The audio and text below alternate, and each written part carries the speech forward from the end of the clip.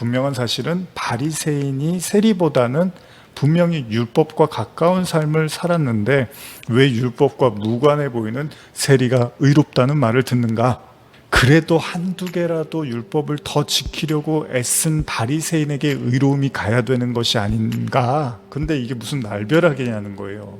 예수님의 저희가 무엇일까요?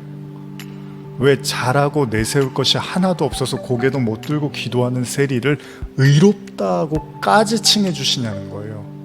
아예 그는 율법과 상관도 없어 보이는 삶을 살았는데 말입니다. 그럼 예수님의 판단이 너무 즉흥적이고 감정적인 건 아닐까요? 그러면 율법 지키는 사람들은 뭐냐는 거예요. 그러면 몇천 년 동안 그 율법을 품에 안고 살아온 유대인들은 도대체 뭐가 되는 거고요? 그 율법 지키려고 얼마나 애쓰고 노력했는데 이렇게 율법과 상관없이 살아온 세리를 아무렇지도 않게 의롭다고 해버리면 도대체 뭐냐는 거예요, 율법은. 그러면 이 지점에서 우리는 바울이 로마서를 통해서 앞서 말한 율법에 대한 이야기를 이제 진짜 진지하게 생각해 볼 필요가 있다는 거예요. 그러므로 율법의 행위로 그의 앞에 의롭다 하심을 얻을 육체가 없나니 율법으로는 죄를 깨달음이니라. 율법의 역할이 뭐냐 하면 그걸 잘 지켜서 구원을 받으라고 하는 게 아니라 그거를 보면 볼수록 내가 죄인이구나라는 걸 깨달으라는 데 있다는 거예요. 내가 어떻게 살았는데 내가 기도를 한 번도 빼먹은 적이 없고 예배를 내가 빼먹은 적이 없고 어떤 상황에서 내가 하나님 말씀을 천금처럼 여기고 살았어라고 말을 하면, 만약에 그 율법을 그렇게 내가 다 지키고 살았어라고 이해를 하고 있으면 그거는 율법을 잘못 이해하고 있다는 거예요. 다 지킬 수도 없다고 하잖아요, 여기 지금. 그러니까 율법을 의지한다는 건 아직도 그 율법을 통해서 자기가 의롭다는 걸 자꾸 확인하려고 드는 거고요. 그걸 율법을 의지한다고 말을 하는 거예요. 그렇기 때문에 모든 사람들은 이 율법이라는 감옥, 즉 율법으로 어떻게 해서든지 의로워지려고 하는 자기가 만든 감옥에서 빠져나오기가 굉장히 어렵다는 겁니다.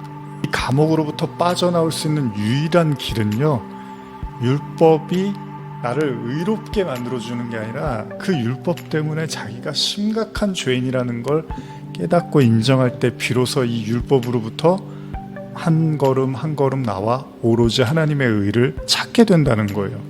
그런 의미에서 바리새인은 율법과 가깝고 세리는 율법과 무관한 사람이 아니라 바리새인은 오히려 율법이 올무가 되어서 스스로를 심판의 대상으로 만들어버린 거예요. 그러니까 자기는 구원받으려고 율법을 지켰는데 오히려 그 율법이 화근이 돼서 자기가 심판의 대상이 돼버린 거예요. 그런데 세리는요, 그 율법의 역할을 정확하게 받아들여서 이 율법 앞에 내가 쓸 때마다 내가 죄인이라는 사실을 아주 명확하게 인식했으니까 오히려 그 율법이 망하게 하는 게 아니라 흥하게 되는 은혜가 됐다는 것입니다.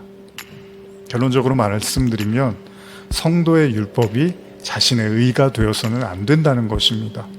이것은 율법을 무시해도 좋거나 율법을 지키지 말라는 이야기와는 다른 차원입니다. 성경을 보는 성도들이라면 분명 하나님의 말씀대로 살고자 부단히 애를 쓸 것입니다. 그러나 그것이 우리의 의를 결정하는 것이 아니라는 거예요.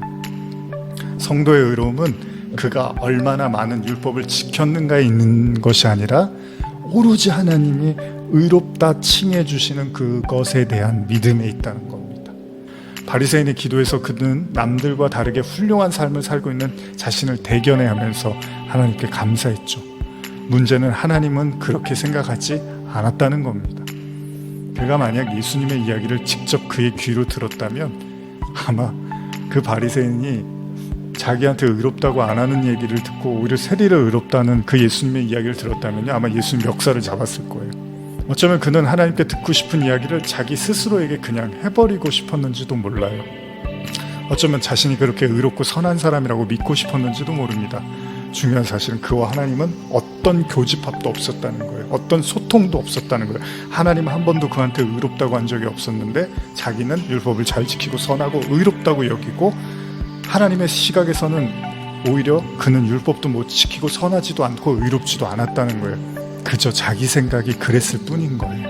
그리고 그런 헛된 망상을 심어준 건 바로 그가 가진 몇 가지의 선행, 곧 금식과 11조였다는 겁니다. 사람이요, 재밌는 게 아무리 못한 것이 많아도 한두 가지 잘하는 게 있으면 그 모든 것을 덮어버리려고 하는 경향이 있습니다. 나는 다른 걸 못해도 예배는 안 빠졌어. 나는 다른 건 몰라도 기도는 많이 해. 나는 다른 건 몰라도 헌금은 정말 열심히 해. 나는 다른 건 몰라도 봉사는 정말 열심히 해. 나는 다른 건 몰라도 성경을 100번은 더 읽었어. 등등의 한두 가지 장점의 신앙 요소가 희한하게도 마치 천국행 티켓을 소유한 것처럼 자기에게 착각하게 만든다는 거예요. 오히려 지키지 못한 수많은 율법들이 뒤에 있음에도 불구하고 한두 가지의 장점을 가지고 그 모든 것들을 덮어버리려고 한다는 겁니다. 세상 논리에서는 그게 인정이 됩니다. 세상 사람들은 그렇게 말해요. 그거 하나 빼어났으면 그거면 된 거야. 근데 성경은 그렇지 않습니다. 만약 그런 것들로 여전히 구원받을 수 있다고 믿고 있다면 우리는 아직 바울이 말한 이 율법에 대한 이야기를 잘못 이해하고 있는지도 모릅니다. 오늘의 설교를 마무리하면서 한번 진지하게 생각해 보시기를 바랍니다. 나는 정말 율법을 제대로 이해하고 있는지, 나는 율법을 의지하는 사람인지 아니면 믿음으로 의롭다 칭함을 받고자 하는 사람인지를 말입니다.